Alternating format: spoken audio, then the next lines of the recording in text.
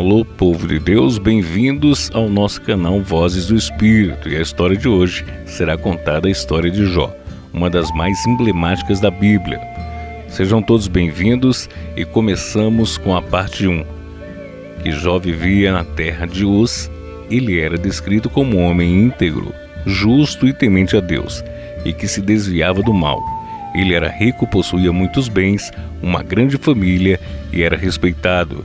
Tinha 7 filhos e 3 filhas, e suas posses incluíam milhares de animais, servos e muita terra.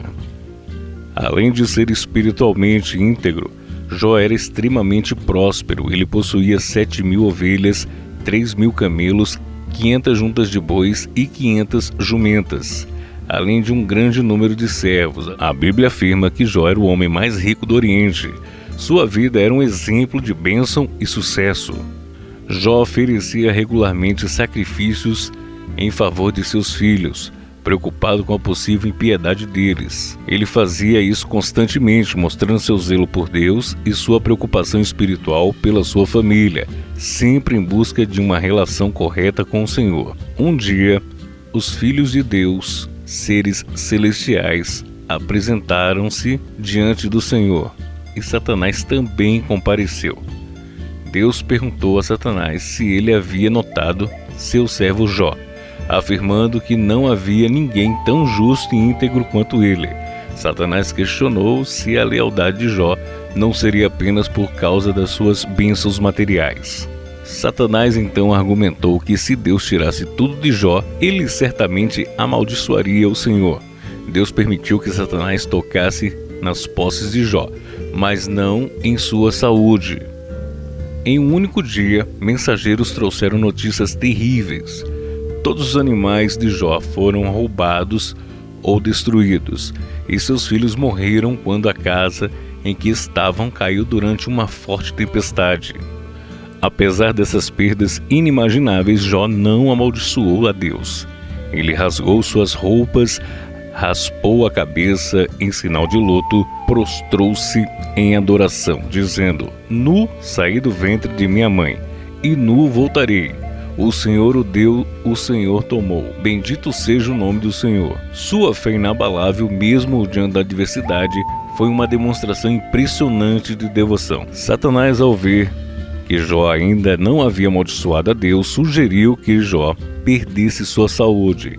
Ele certamente negaria sua fé. Deus permitiu que Satanás tocasse na saúde de Jó, mas proibiu que o matasse. Assim, Jó foi acometido de úlceras dolorosas da cabeça aos pés, tornando sua vida extremamente sofrida. Jó passou a viver em agonia. Ele sentava-se em cinzas e usava um caco de cerâmica para raspar suas feridas. Sua esposa, vendo o estado deplorável em que ele se encontrava, o incentivou a amaldiçoar Deus e morrer. Mas Jó respondeu: Falaste como uma louca, receberemos o bem de Deus e não o mal. 3 amigos de Jó, Elifaz, Bildade e Zofar, ao ouvirem sobre sua desgraça, vieram visitá-lo para consolar e encorajar. Quando o viram de longe, ficaram tão chocados com a sua aparência que rasgaram suas vestes e choraram. Por 7 dias e 7 noites sentaram-se com ele em silêncio, sem dizer uma palavra, pois sua dor era grande demais para ser expressada. Jó, no entanto, rejeitou a ideia de seu sofrimento, que era consequência direta de algum pecado. Ele sabia que era inocente. Apesar de sua dor, ele mantinha sua integridade e afirmou que o homem muitas vezes sofre sem entender o porquê. Jó questionou por que Deus parecia estar permitindo tudo aquilo. Bildade reforçou o argumento de Elifaz, dizendo que Deus é justo e que Jó deveria buscar o perdão de Deus. Ele usou o exemplo dos filhos de Jó, sugerindo que eles provavelmente haviam morrido por causa dos seus próprios pecados. Uma afirmação que só aumentou a angústia de Jó. Jó sentia-se incompreendido por seus amigos. Ele ficou mais amargo, acreditando que eles estavam mais preocupados em defender suas ideias sobre a justiça divina do que oferecer o verdadeiro conforto. Para Jó, o mistério do sofrimento humano permanecia inexplicável, e ele chamava a Deus por respostas. Zofar foi o mais severo dos três. Ele repreendeu Jó, dizendo que na verdade Jó estava recebendo menos do que merecia. Ele insistiu que Jó era culpado e deveria arrepender-se, para que Deus lhe perdoasse e restaurasse suas bênçãos. Jó ficou ainda mais angustiado após as palavras de Zofar.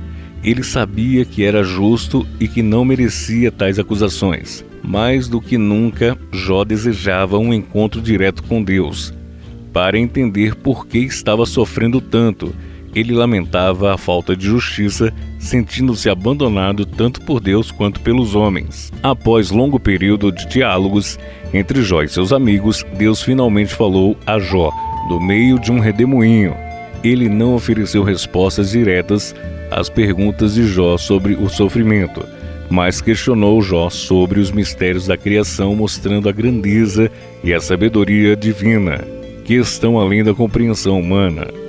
Ao ouvir as palavras de Deus, Jó percebeu que seu entendimento era limitado e que o plano divino estava além da sua capacidade de compreender. Ele arrependeu-se de ter questionado a justiça de Deus, reconhecendo que o Criador é soberano em todas as coisas, inclusive nas adversidades. Após a humilhação de Jó, seu arrependimento, Deus restaurou sua sorte. Ele deu a Jó o dobro de tudo que ele possuía antes: 14.000 ovelhas, 6.000 camelos, 1.000 juntas de bois e 1.000 jumentas. Jó também teve mais de 7 filhos e 3 filhas. Jó viveu mais de 140 anos após sua restauração, vendo até a 4ª geração dos seus descendentes. Ele morreu em idade avançada, cheio de dias. E sua história permanece como um poderoso testemunho de fé, perseverança e justiça de Deus, que, embora incompreensível para o ser humano, nunca falha. Em nossa reflexão final sobre a história de Jó, a história de Jó nos convida a uma reflexão profunda sobre o sofrimento humano e a natureza da fé. Em sua essência, a narrativa não busca dar respostas simplistas para o mistério do sofrimento, mas sim mostra que, mesmo nas piores provações, a fé verdadeira não depende das circunstâncias. Jó foi um homem íntegro que perdeu tudo: sua riqueza, sua saúde e sua família. Em meio à dor insuportável e à incompreensão dos seus amigos, ele questionou, lamentou e desabafou, mas jamais abandonou a ideia de que Deus estava no controle. Sua fé foi desafiada ao limite.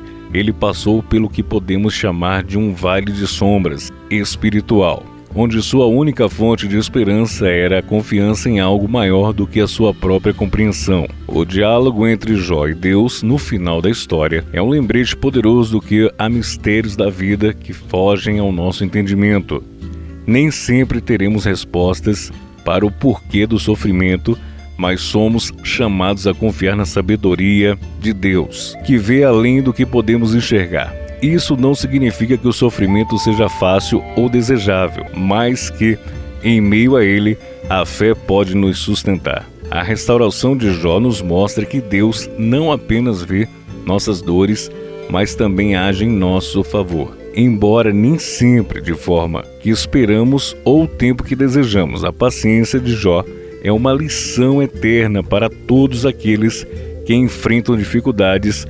A confiança em Deus transcende as circunstâncias temporárias, e Ele é fiel para restaurar de maneiras surpreendentes aquilo que nos foi tirado. Essa história nos desafia a manter a nossa fé, mesmo quando entendemos os desígnios divinos, sabendo que, no final, Deus é justo e sua sabedoria infinita. A vida de Jó nos lembra que, diante das adversidades, podemos encontrar força em nossa relação com Deus, e que mesmo nas situações mais sombrias, a esperança ainda pode florescer. Se gostou do nosso vídeo, Vozes do Espírito, volte em outra oportunidade. Inscreva-se no canal, ative o sininho e deixe o seu like. Deus abençoe, muito obrigado e até a próxima!